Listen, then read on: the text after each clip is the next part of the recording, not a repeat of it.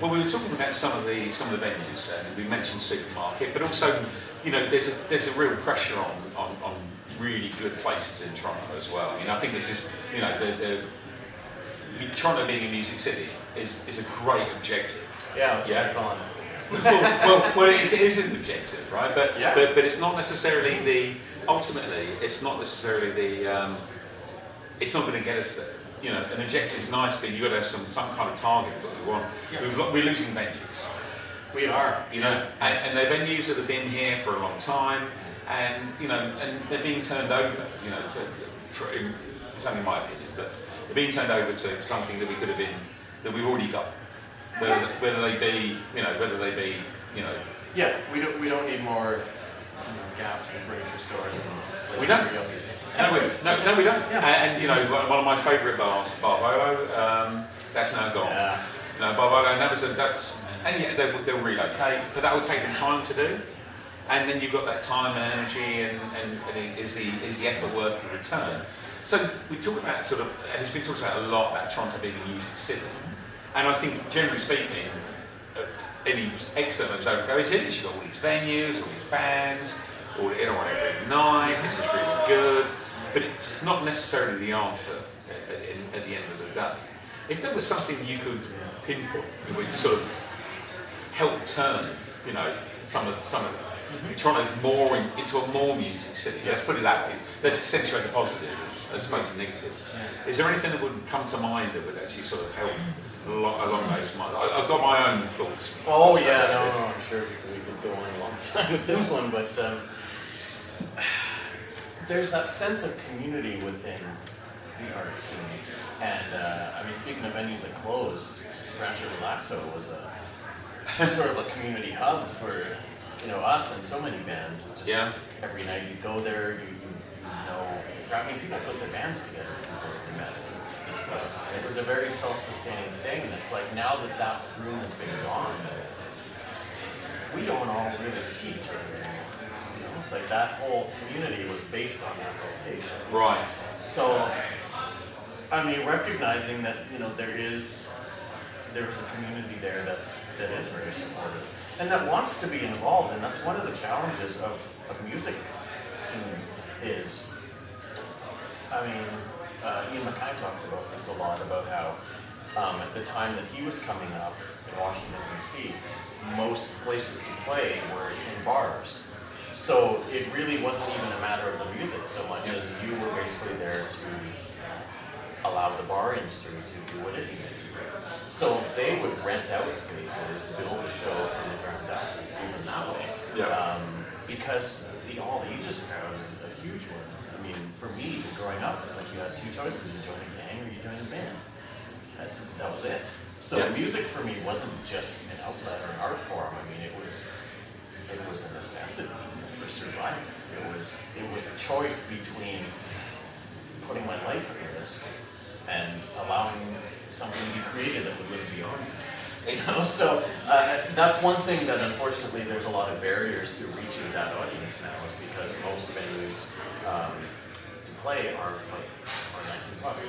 Yeah. So it's kind of the disenfranchised youth are so looking for the outlet. Well, I think there's other things for me as well. The fact is that North by Northeast seems to have contracted from that point of view. Oh, well, that's purely Radius Clause didn't help with that. But even this year, I turned around and we got to the point, and it wasn't because nothing else, no other reason, but actually it was just I don't see enough in there for the venues that I want to go to for me to actually spend that type of money. So I ended up going to Trinity Velvets, to the Great Heart Festival, and saw some fantastic people in Trinity Velvets. And that for me is the heartbeat in many ways of what we're seeing. But it was a shame because North by, it seems to have lost so many venues / bands that the value of it to me became less. So we weren't just there on media passes, we were buying wristbands as well.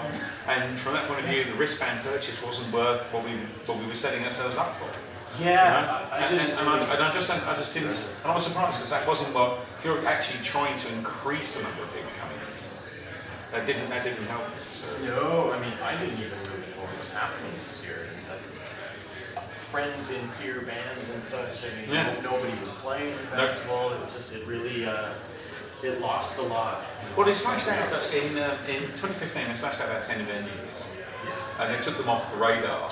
And that does two things. First of all, it affects the venues. Let's be honest. Yeah. But more importantly, perhaps it wipes out that opportunity for the bands to actually play and have an audience standing in front of them. Yeah. And then you do that again, and you say, right, we'll only want to be even more limited venues for an increased price.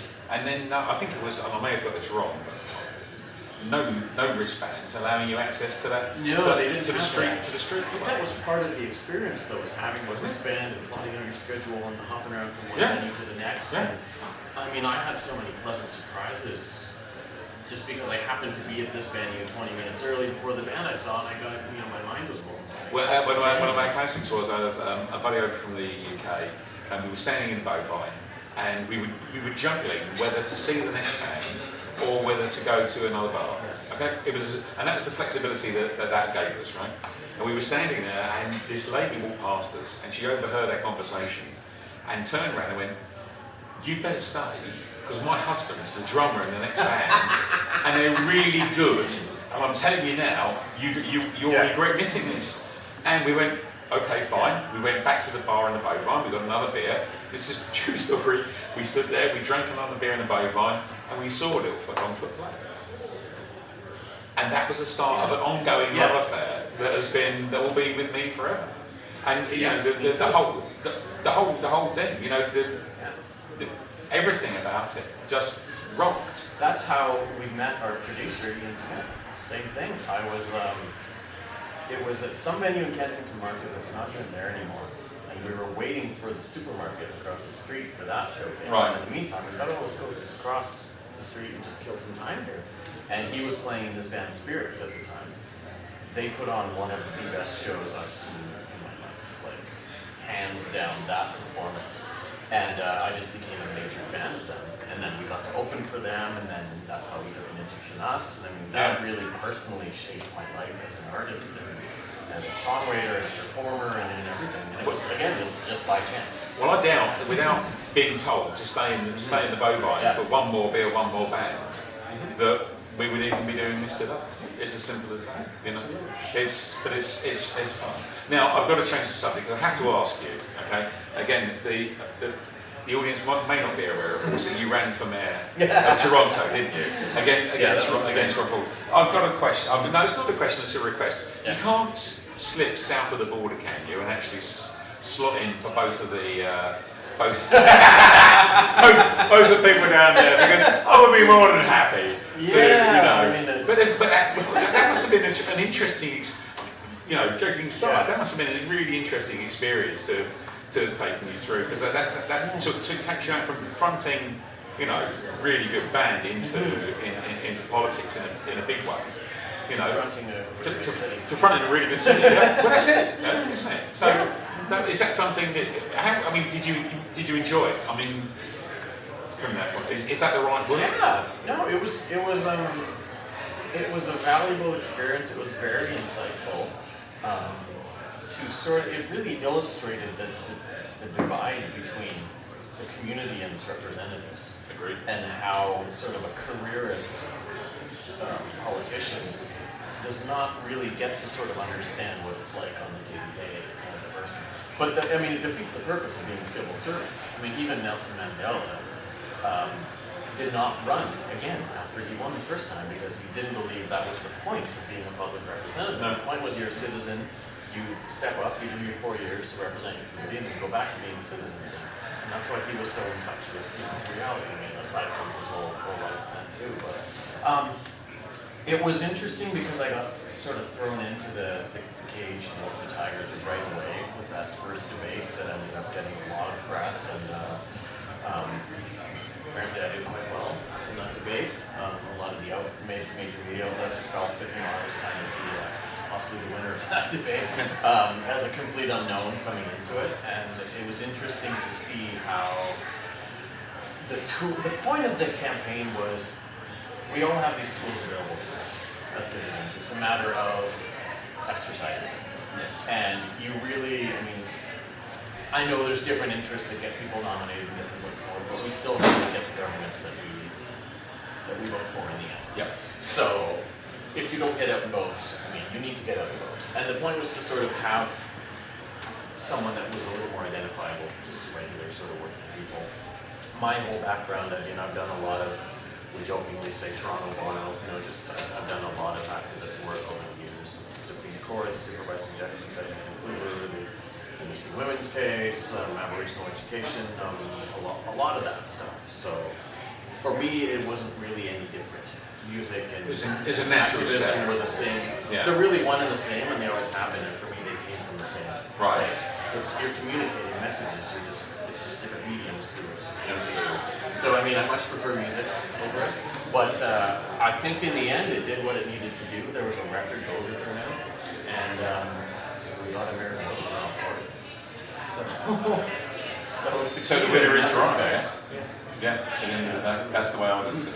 And you know, I mean, John Tory, for all of his flaws, is kind of what a mayor should be. He's just sort of there to go by the will of what the city council wants, and that was really important. It's not about the mayor. The mayor is just one vote out of 65 or so. Represent the people, not represent yourself. No, I completely agree.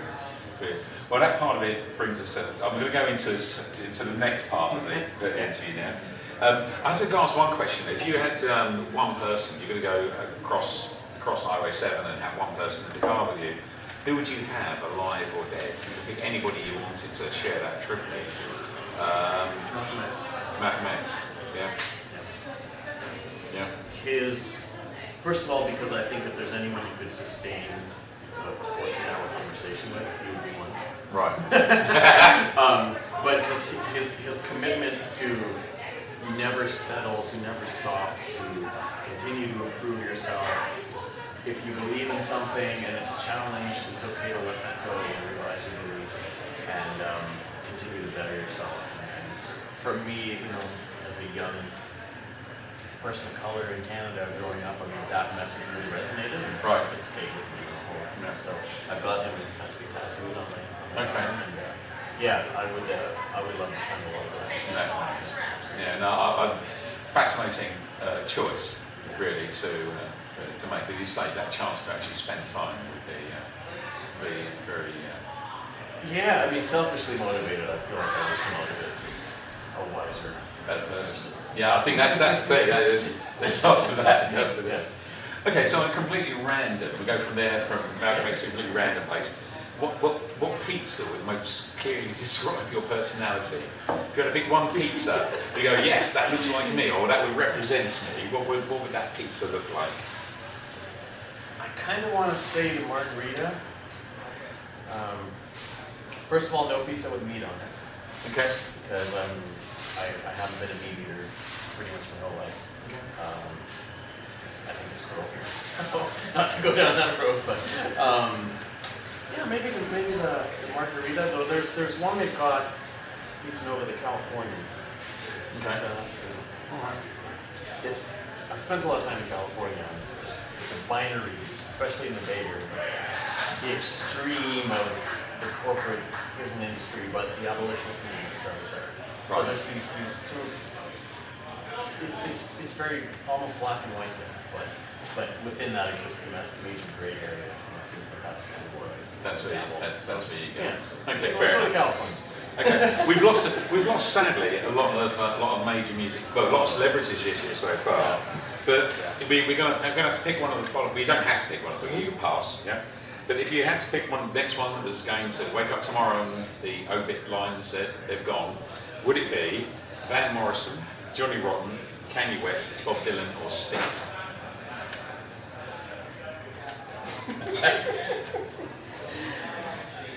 Can we just eliminate Kanye from the list? Okay, we can take Kanye. We can take Kanye off the list. Yeah. Because I think we would just do us all a favor by not being on any of this. So, so maybe that's your answer. Yeah, right there. I'll take that as the answer. Yeah. Okay. If you had to pick one of the following, if you had to pick a horse-sized duck or 100 duck-sized horses, what would you pick? They could be pets. They could be chasing you down the street. They could be, but it's one horse-sized duck or 100 duck-sized horses. strength in numbers, I go with the 100 duck-sized 100 horses. duck-sized horses. Fair enough. Okay. Hamsters or tarantulas? Oh, good lord, hamsters, for sure. Hamsters for sure. Yeah. Is this a school? Because there's been lots of people who went, oh yeah, at school we had hamsters, or as kids we had hamsters. But I didn't. I'm just terrified as well. Okay, that's cool. That's cool. I won't worry with the next one because we're at a vegetarian point here. But okay, so we're going to go Oasis or Blur? Oasis. Oasis. Yeah. Okay. Well, last one is what vegetable would best describe Toronto? If Toronto had to be described or promoted as a vegetable, what one was it going to be? I would say kumquat just because I think it sounds funny. That's good. Nothing else. What vegetable? Wow, this is almost like an election. Very election question. It doesn't Really lose you the negative. election. Well, I mean, it's Toronto's the most ethnically diverse city in the world. So I mean, what fruit is just a composite of everything? Of absolutely everything. Fruit or vegetable? Vegetable. What is like the Frankenstein vegetable? That's just a bit. That when I was you go along the lines of sort of an acorn squash, something Yeah, like that. it's got to be a combination. Yeah, something that just again, no, that's hideous, but it tastes really good. You know, like Yeah. the liger where they breed a lion and a tiger. Yeah, I get that. Whatever Or the a vegetable. wonky. There's a wonky as well. Yes. Yeah, that kind There's of a few of those. That's hybrids. Yeah, hybrids.